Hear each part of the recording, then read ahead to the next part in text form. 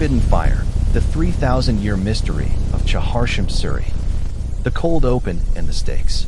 Every year, on the eve of the last Wednesday of March, the streets of Iran erupt. If you watch the Western news, you will see what looks like a coordinated, nationwide riot. You will see smoke choking the narrow alleys in Iran. You will see teenagers hurling handmade explosives and police scrambling to extinguish fires burning in the middle of intersections. To the authorities, this night is often viewed as an uncontrollable security threat. To an outsider, it looks like absolute chaos. But the truth, hidden deep within censored archives and ancient manuscripts, tells a completely different story. What you are witnessing is not merely a riot. Many sociologists and historians interpret this night as a deeply ingrained survival strategy. It is an act of cultural preservation that has outlived kings, caliphates, and modern empires. But to understand why lighting a simple bonfire on a Tuesday night can make you a target of the state today, we have to uncover a dark secret from the ancient Persian courts. A secret involving a betrayal, a prince, and a trial by fire that was meant to be an execution. We will return to the prince who walked into the Inferno in just a moment. The stakes. Today, we are going to dig up the greatest mystery that modern history books often gloss over. We are going to deconstruct the soul of the Persian fire. Is Chaharshanbe Suri just a noisy New Year's party? Or can it be read as one of the longest-running, most explosive acts of cultural resistance in human history? Part 1. The Etymology of Defiance. To truly understand the DNA of this ritual, we have to look at the words themselves. The name of the festival is Chaharshanbe Suri. The first part, Chaharshanbe, is simple enough. It means Wednesday in the Persian calendar. But the second word, Suri, is where the danger and the magic actually begins. For decades, linguists have debated the true meaning of Suri, tracing it back through three distinct historical layers. First, we have the ancient Pahlavi word sur, which directly translates to a feast, a grand banquet, or a collective celebration. This represents the human element, the desperate need for a community to gather together to survive the brutal, isolating winters of the Iranian plateau. But if we look at Kurdish, Luri, and the oldest Persian dialects, Suri means something far more vivid. It means scarlet. It means deep, blood red. And in Middle Persian, the word surik meant reddish. Red is the color of the flame, yes. But more importantly, it is the color of the life force. It is the color of vitality, health, and pumping blood. When millions of Iranians run toward the flames and leap through the smoke, they are not just jumping. They are chanting an ancient formula of conversion magic. They scream, Zardi man az2, Sorki to az man. Translated, it means, my yellowness to you, your redness to me. Think about what that means. Yellowness is the sickness of winter. It is the pale skin of malnutrition, the weakness of the cold, the accumulated sins, and the bad luck of the past year. By jumping over the fire, they are demanding a physical and spiritual exchange. The fire, acting as a living entity, absorbs their disease and weakness, and in return, it injects them with its scarlet, burning energy. But this ancient, poetic meaning alone doesn't explain why people risk injury, or even arrest, every single year. The true danger of the fire goes much deeper. Imagine the psychological weight of this. In a modern society where the youth often feel suffocated by strict social controls, this jump is a moment of total catharsis. For 3 seconds, while suspended in the air over the flames, they are untouchable. They are leaving their gray existence behind and reclaiming their red vitality. Part 2. The Zoroastrian Roots and the Returning Dead. But where did this intense reverence for fire come from? To find the source, we must rewind the clock over 3 millennia, back to the era of Zoroastrianism, one of the world's oldest monotheistic religions. In Zoroastrian theology, fire, known as Atash, is heavily misunderstood by the West. Zoroastrians do not worship the fire itself. Instead, fire is the ultimate, physical manifestation of Asha, the concept of cosmic order and absolute truth. Rather than a direct bridge to the supreme creator, Ahura Mazda, fire serves as a profound symbolic representation of his divine light and righteousness in the mortal world. Historians trace the roots of Chaharshanbe Suri to an ancient, deeply solemn Zoroastrian festival called Hemisphath Medea, which occurred during the final 5 days of the solar year. According to ancient texts, during these final 5 days, the veil separating the realm of the living and the realm of the dead grew dangerously thin. The souls of the deceased, the guardian spirits known as the Fravashis, were permitted to return to Earth to visit their living descendants. To welcome them, families engaged in Kaintakani, which literally translates to shaking the house. It was a rigorous spring cleaning to ensure the home was pure enough for the ancestral spirits. But the nights were dark, and the ancient world was full of terrifying, demonic forces that lurked in the shadows of the turning year. So, the living climbed onto their flat rooftops and lit massive, controlled bonfires. These fires served a dual purpose. First, they acted as a glowing beacon to guide the Fravashis back to their former homes. Second, they created a protective wall of light that kept the demons of darkness at bay. Thanks to extensive folkloric documentation and regional archaeological findings, we know that these isolated practices provide a window into how the festival looked before centuries of adaptation. In the 1960s, the renowned British scholar Mary Boyce traveled to the remote Zoroastrian communities in Yazd. She observed that the villagers did not use fireworks or leap wildly. Instead, they gathered quietly on rooftops at dawn, offering sandalwood to small, meticulously tended flames while reciting ancient Avestan prayers. She noted a crucial difference. To true Zoroastrians, jumping over the holy flame, or allowing sweat and dirt to fall into it, was a severe desecration. The jumping we see today is a later folk evolution, a tradition that democratized the fire. Part 3. The Trial of Prince Siavash, closing the first loop. Remember the prince I mentioned at the beginning? The one who faced an inferno? His name was Siavash, and his story acts as the psychological anchor for why Iranians trust the fire with their lives. His tragedy is immortalized in the Shahnameh, the Book of Kings, the epic poem that defines Persian identity. Prince Siavash was young, noble, and strikingly handsome. His stepmother, Queen Sudabe, became dangerously obsessed with him. When Siavash rejected her advances, remaining loyal to his father the king, Sudabe plotted her revenge. She tore her own clothes, scratched her face, and accused the young prince of attempting to assault her. The king was torn.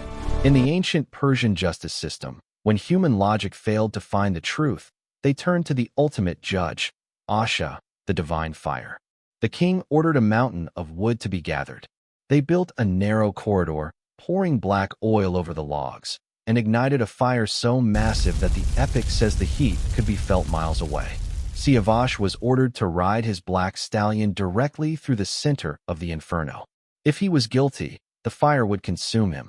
If he was innocent, the divine element would recognize his purity and spare him. The entire kingdom watched in breathless silence as the prince spurred his horse into the blinding flames. He disappeared into the smoke. Moments later, on the other side of the Inferno, Siavash emerged. His white robes were unsynced. His horse was calm.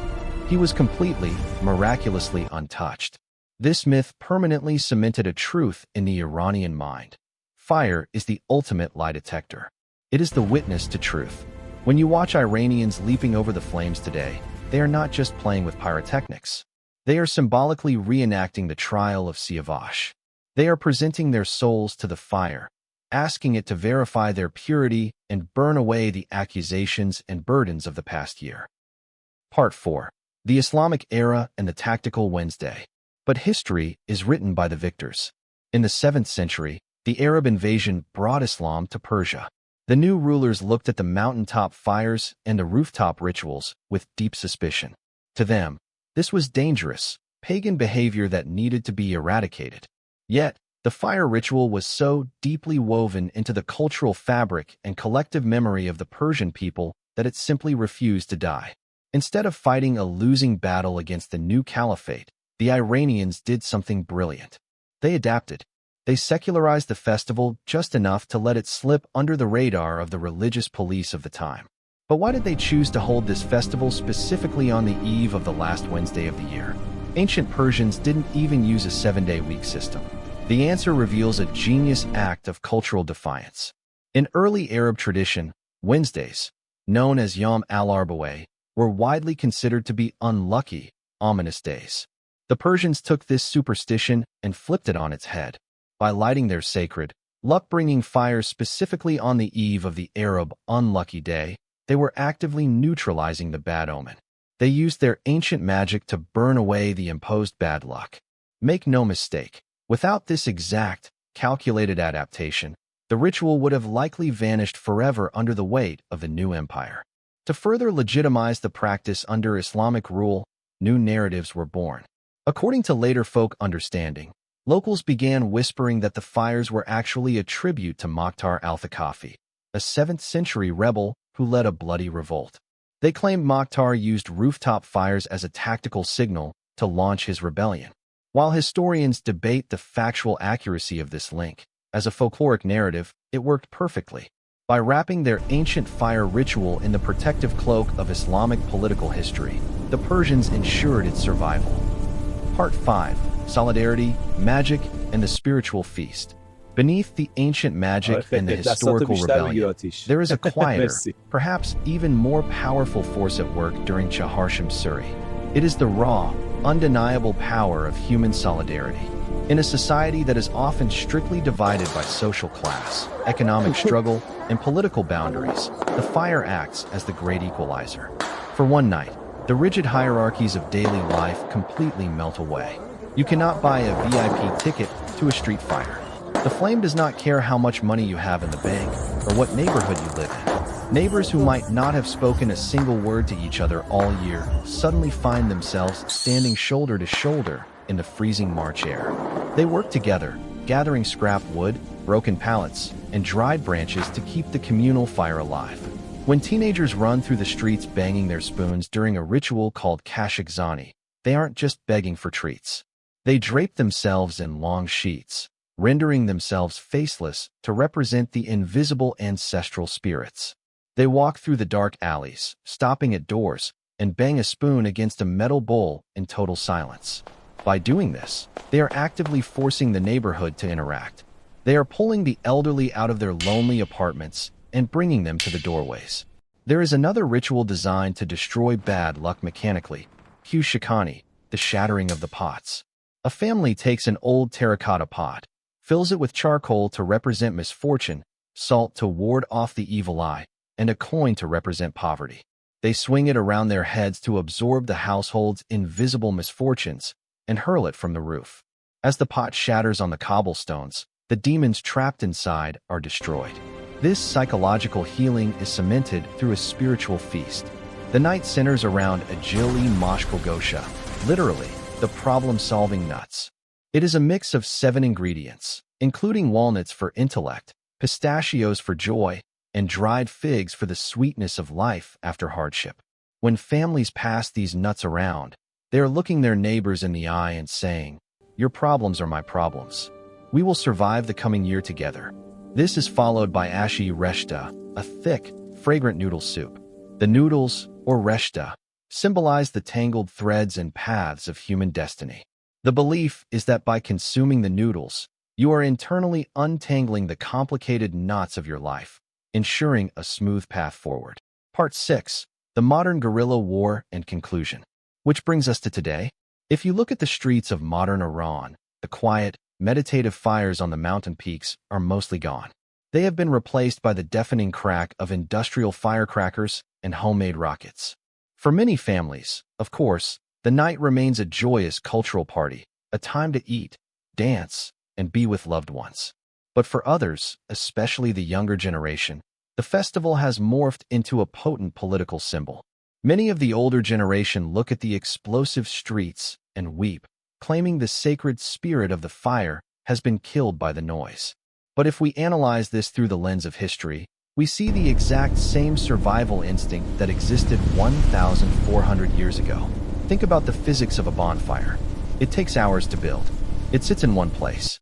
In a modern political landscape where the authorities actively discourage pre-Islamic, nationalist traditions, a stationary fire is a vulnerability. It is an easy target for riot police to extinguish. But a rocket? A firecracker? That is a tactical evolution. It takes 1 second to light. It claims the sky for 3 seconds.